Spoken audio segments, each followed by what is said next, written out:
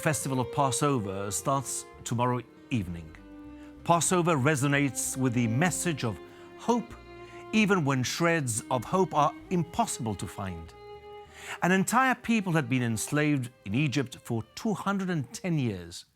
Days and nights rolled into years as the slaves awaited the promised salvation. From whence would it come? When would they be liberated? The Jewish slaves clung to faith, finding inner freedom more powerful than their existential misery. Yearly, we take part in Judaism's most ancient ritual. The evening meal is called the Seder. We tell the same narrative, sing the same songs, eat the same symbolic foodstuffs, and we empathize with the crippling fortunes of slaves. We rejoice at the triumph of liberation from Egypt, bonded by the faith that carried Jews from enslavement to freedom on the rugged path to the Promised Land. Exodus is the core event in the Jewish story.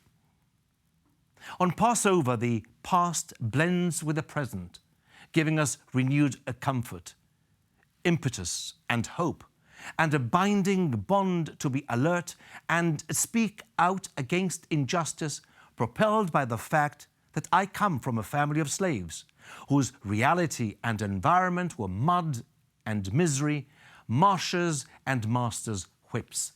This is the moral duty that Passover brings, a pact for all times, because freedom of conscience is terribly vital and also unbelievably vulnerable. Passover tells us of a God who wants mankind to be free and sends a messenger, Moses, to remind the groaning slaves that their cries have been heard.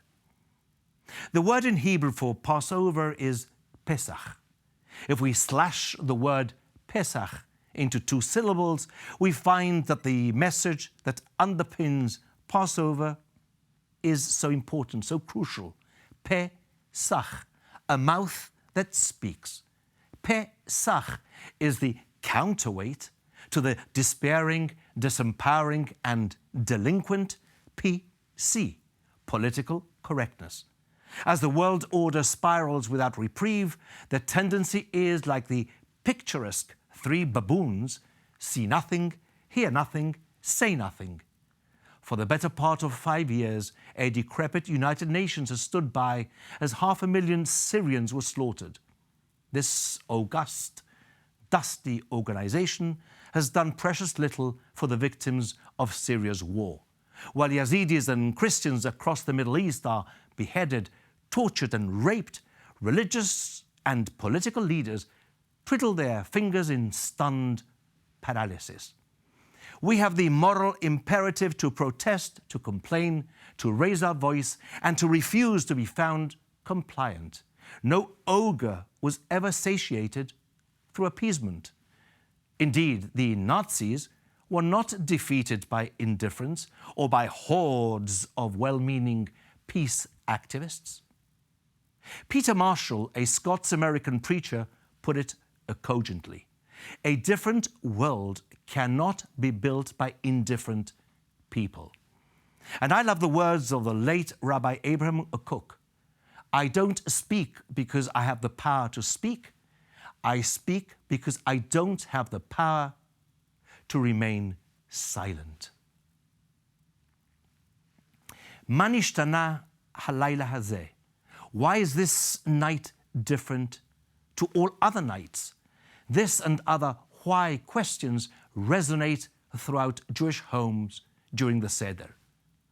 The questions are led by the youngest in the family, who is able to articulate Passover's questions. Why is this night different? Why do we eat unleavened bread? Why the bitter herbs? Why?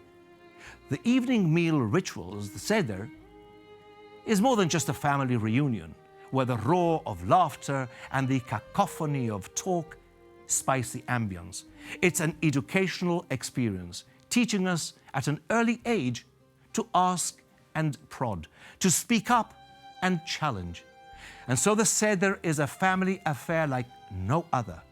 It teaches children at a remarkably early age that they too are central to the human story by posing questions, challenging indifference, and shouldering responsibilities as an integral part of the Seder's tutorials.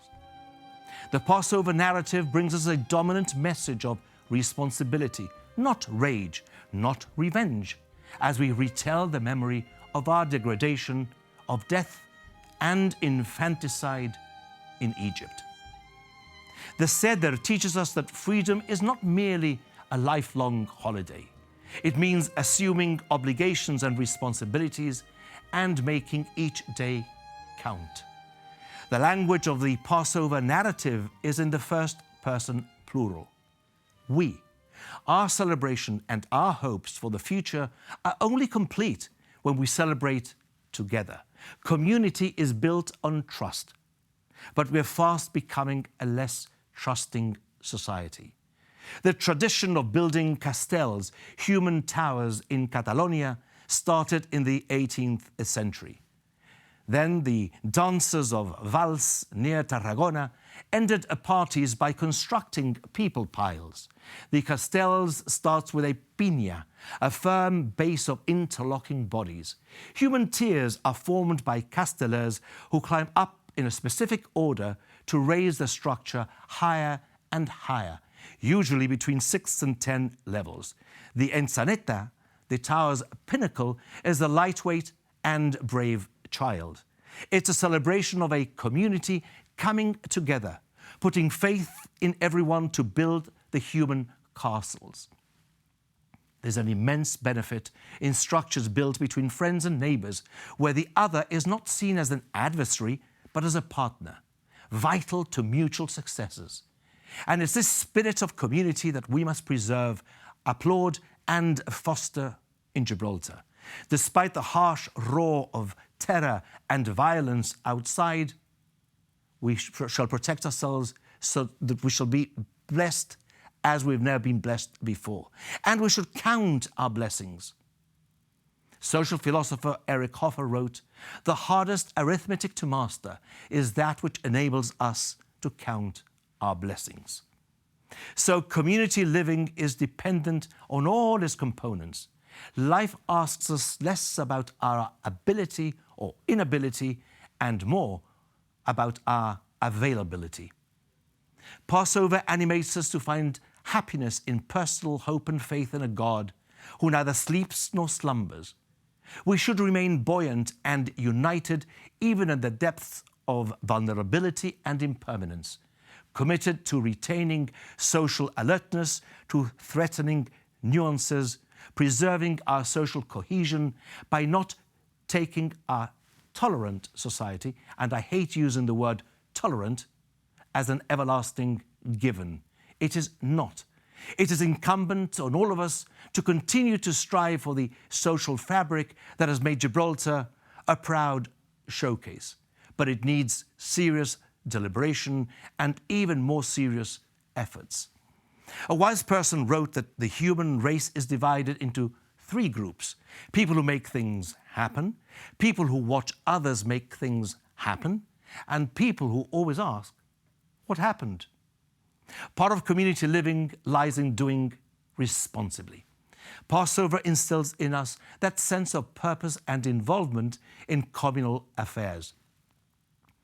And so, as we wade tomorrow night into the festival of Passover, shunning leavened products to commune with our Exodus experience from Egypt, we pray that we may each have enough happiness to keep us sweet, enough trials to keep us strong, enough sorrow to keep us human, enough hope to keep us happy, enough failure to keep us humble, enough success to keep us eager, enough friends to keep us and give us comfort, enough health to meet our needs, enough enthusiasm to look forward, enough faith to banish depression, enough determination to make each day better than yesterday. And may we learn to stop fighting over who created the world and stand up to people who are destroying the world. To my co-religionists, Chag Pesach Kasher V'Sameach, And to you all, ladies and gentlemen, thank you for listening. I end with a traditional Jewish toast, L'chaim, to life.